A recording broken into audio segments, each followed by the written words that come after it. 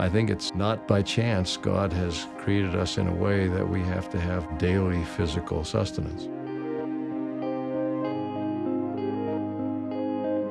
The children of Israel coming out of Egypt lived for 40 years approximately on something called manna.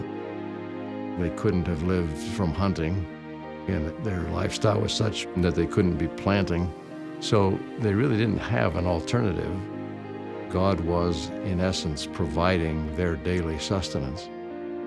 And I think at least one of his purposes was to teach them to remember him, to think of him, to look to him, to have faith in him, that he was the source of their life.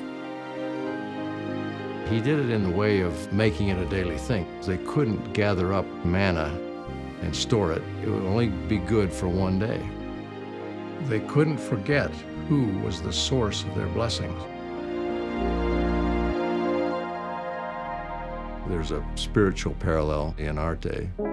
We all recognize the need for physical sustenance. Hunger and thirst remind us very strongly if we forget. But the spiritual need for sustenance is equally strong.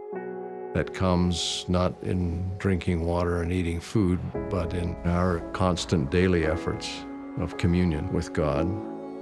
We ought not to think that we can go weeks and months without spiritual sustenance and not suffer, and not to have a deadening influence in our spiritual life. Acknowledging the reality of our need for a daily spiritual ministration or manna helps us increase in our courage to do the right thing and to serve others more than we would have if we ignored God. People sometimes think, well, those are such small things.